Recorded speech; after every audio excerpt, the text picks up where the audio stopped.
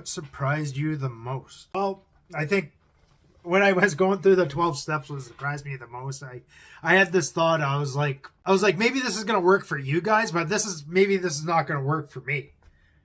And what surprised me the most is it did work for me. I felt good after. Like, I had this freedom and I had this better sense of self. Like, things were still foggy after going through the first set of steps. But, like, I mean, after a while, I had a friend that told me, he says, if you use or drink before you're sober 5 years, you're killing a stranger. And I find that's true. Like, 5 years of being sober, I had such a way better strong sense, and I got to know who I was. I got to know who Shane was.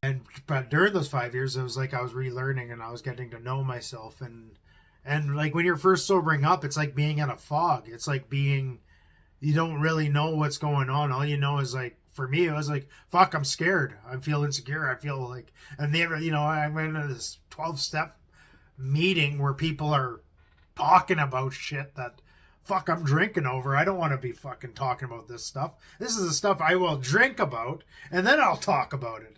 But doing it sober, there's no fucking way. And now these people are they're fucking laughing about it, and yeah, there's tears too. And I think laughter and tears are such a gift too. Like, we need both of them. Like, if I'm over laughing everything, then I'm fucking pushing things away. But if I'm crying all the time, and then I'm just going into where I'm feeling sorry for myself. So I need to have both. Laughing and crying, they're such beautiful things, and there needs to be a balance. For me, anyway. That's what I think. And if you think different, let me know. Maybe comment about it. Tell me about it. What works for you? Yeah, and the more I change, I attract different people now.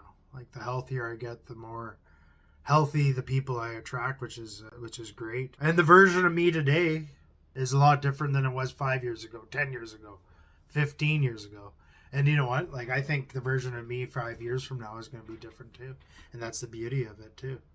Like, we're not meant to be static people. We're like, for me, I feel like I get to change and evolve. I don't think I'll ever reach perfection, and I don't plan to.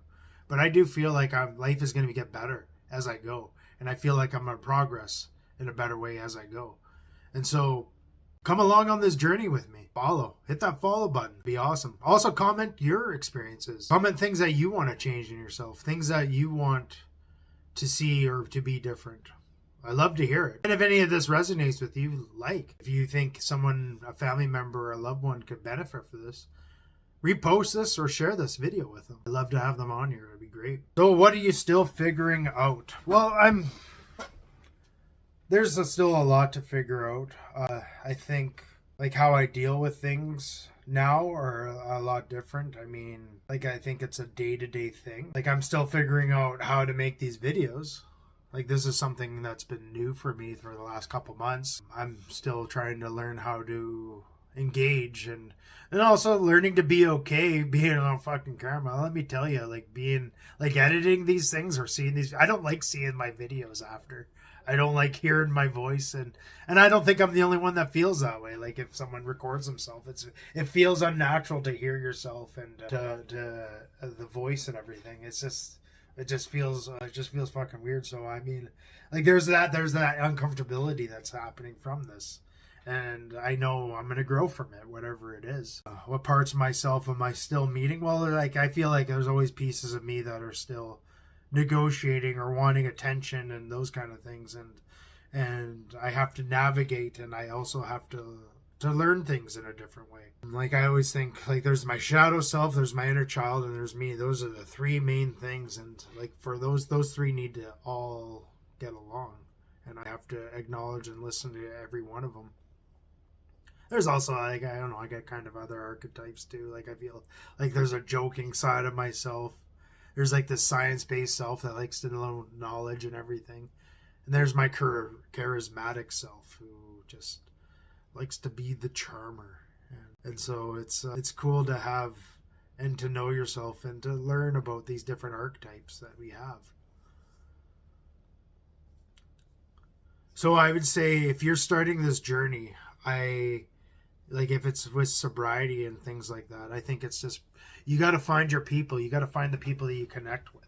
You got to find the ones that you look at their lives and it's something that you want, and you need to connect with them, and you need to talk with him and you need to learn from him. And so if you're doing that, if you're someone that's trying to figure out how to break out of social anxiety and things like that, you got to find people that are good at being in a social crowd, to go and talk to anybody, and find people that you can go out and that have fun with, and to meet people. Like, that's the thing. Once you learn to socialize and to be in a social setting, like, life feels so good. And I mean, if you need any help with any of the stuff, like if you need some ideas of what to do, message me and let me know what you're trying to accomplish, what you want.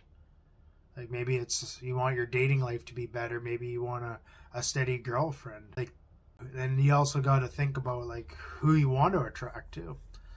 And one of the things I learned is like writing a letter to somebody that you already have attracted, or that is, you have write it to them like they're already in your life, and you figure out what you want in a person and what you don't want. Like, take time, maybe take 10 minutes and write all the things that you want in a partner, or the qualities you want. And then write 10 things, or not 10 things, but for 10 minutes, write down all the things that you don't want. And then pick the top 10 of each. And then memorize the top 3 of those 10 things of each. So you can, because it's like, if you notice things, like you say, if you bought a bike or if you bought a car, and after you did that, you start seeing other cars that are like yours everywhere else. And so if you start finding and like looking at what you want and know that what you don't want, you'll start attracting those people, and you start seeing them. They'll start popping out at you. And I learned this stuff is not for me. I can't take credit for this. This is from is a coach. His name's Corey Wayne, and he's helped me with breakups and in my relationships, a lot of it. And I've read his book. Like, I've read his book 6 times, and I've listened to his book probably about 3 or 4 times now. And it's like, there's a lot of things that have helped me with that. And so that's a piece that I got to take from them. And after I divorced, I felt like I wanted to live a bachelor life, and that included going out and meeting people, and that meant talking to strangers. And like, I felt like I've been in this bubble where I was like, sure, I could be friends with everything, I could be myself around friends, but when I was by myself, I felt like I couldn't be that way. And because I went on my own, and I actually started making friends out in the city. And after that, we just went out, we had fun, and we got to talk to people, we got to meet people, get contacts from people. Like, it was a lot of fun.